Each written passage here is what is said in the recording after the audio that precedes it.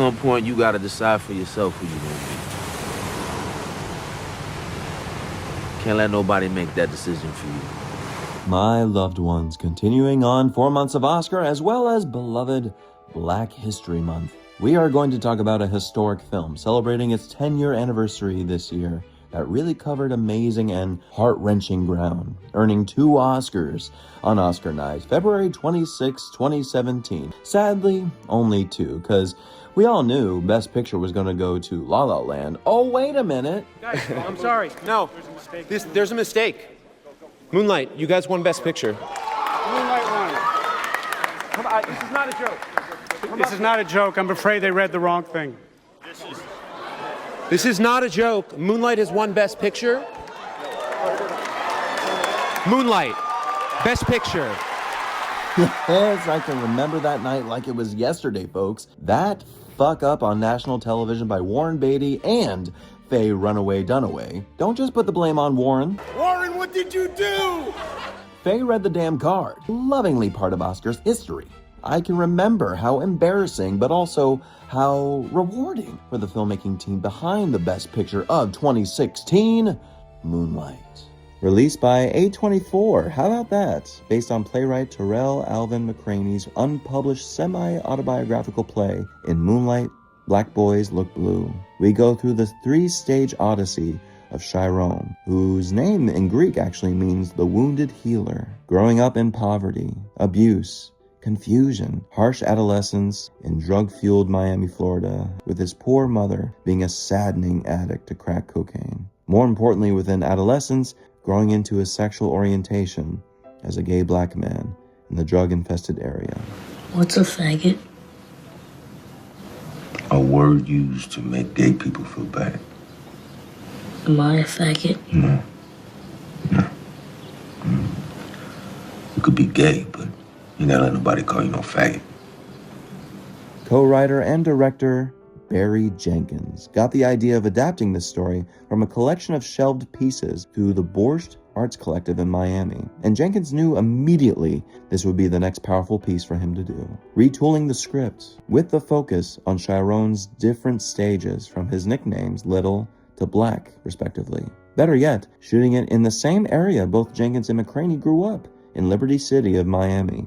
It's a miracle what financing was given for such an independent feature, which thanks, yes, to Brad Pitt for help pushing the distribution to get it going. And at a modest budget of literally $1.5 million, it is just astounding what they were able to achieve with this picture. Clear-cut example with just how they shot it. Barry Jenkins, being such a film student, really focusing on color and lighting. And he has said in interviews, growing up in Florida specifically, adds a special touch in your mental psyche about light. How the hues touch any surface, how it touches your mind and body at every waking hour of the day. It's powerfully allegorical. And with his DP BFF, James Laxton, it keeps the art house alive, filming in classic CinemaScope. It reminds me of a harsh and raw 90s indie film with its reality and yet sizzling art house feel. Spoilers ahead, folks, but we love indie films like this, where you see from top to bottom the amount of passion that was poured into from Jenkins, the crew, and the cast. This cast is truly magical, with 3 different actors playing our lead, all not meeting or consulting with each other during filming, so they wouldn't try to mimic each other. And it works in how they behave as a growing boy in this area at this time. When I see the film poster, I am moved knowing it's 3 different actors here, all giving such genuine vulnerability. Both, of course, with masterclass support from Naomie Harris. Good God, she's amazing in this. That bitch over there ain't no Kenya. I'm your blood, remember? I ain't feeling good. I need something to help me out. Come on, baby. Come on, baby. Modeling her character after both Jenkins and McCraney's own mothers who were addicted to crack, she sinks into the role, with only filming her scenes in 3 days. I mean, you ain't gotta love me. Lord knows I did not have love for you when you needed it. I know that. So you ain't gotta love me. But you gonna know that I love you. You hear? That reconciliation scene between she and Black is just some moving inspiration, with that little addition of Black lighting her cigarette for her, which just happened in that moment, not in the script. It's just the magic of actors and a director giving little subliminal touches to a scene, signifying the reconciliation. It's all brutal and moving from start to finish, seeing Naomie progress from rage to bitterness and shame with the extra underbelly of love. She rightfully earned her Oscar nomination for Best Supporting Actress here. And Mahershala Ali, yes almighty, he earned his Oscar for Best Supporting Actor as Juan, technically being the first Muslim to win a competitive Oscar for acting, playing the drug dealer with a heart of gold as a father figure for Chiron. His silent presence is everything as a father figure.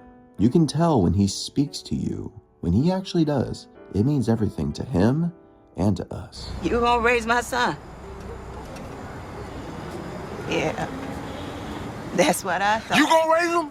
You gonna keep selling me rocks? Huh? Man, it's beautiful how both Ali and Harris declined doing these roles even. Mostly out of scheduling conflicts, and then mostly out of fear. Fear of another piece of typecasting for Black people, playing drug dealing, drug doing, burnouts, etc. But understanding Jenkins' point of view, the real beauty he was giving and fleshing out with McCraney on these characters. It's a light into what is possible for these characters to communicate and impact a wider audience. For us to really experience who they are and really understand compassion. The themes in this are aplenty and so tastefully done, with a Black man coming to terms with his homosexuality and yet reaffirming his masculinity. To me, it's always about who you are, and if you can overcome any adversity and be nurtured through a horrible case of nature attacking you, like the uneasy crime, racism, prejudice, and you can grow into someone with love in your heart, genuine heart, that's always been there. That is cinema that binds us all. The diner scene being one of those magical sequences with TREVANTE RHODES as older Chiron and ANDRÉ Holland, the great ANDRÉ Holland, as an older Kevin. Those two, what chemistry, including a little Hello Stranger of Barbara Lewis. Love that song, but more so, God, I love the great score by Nicholas Britell. His Oscar-nominated score, which is so brooding and classy with heavy emphasis on the bass tones. It was most certainly the first time I noticed Nicholas Britell, who has now become one of the greatest composers of this century. Succession, anybody? Same as Barry Jenkins, honestly. He is one of those brilliant film nerds who just happened to grow into being a brilliant filmmaker, and it makes me so excited continuously of all new works he's directing and producing. But why Mufasa? Barry, why? Still, Moonlight has made film and Oscars history, earning $66.7 million in box office returns over its $1.5 million budget, and with it earning Best Picture as well as Best Adapted Screenplay and Best Supporting Actor, it is the first film of visible LGBTQIA themes and an all-Black cast to win Best Picture of the Year, being the second lowest budget film to earn that honor after The Hurt Locker. And plus, co-producer Dee Gardner is the first woman to receive the Best Picture honor twice, the first time for 12 Years a Slave, earning 3 Oscars out of its 8 nominations, which is a well-earned honor. It is a film that will absolutely be studied in film classes for years and years, and thankfully will always be a film of such healing for most, and inspiration for everyone. Therefore, I give Barry Jenkins' Moonlight an A. I mean, those images, especially that last image of young Chiron looking us dead in the eye in the camera.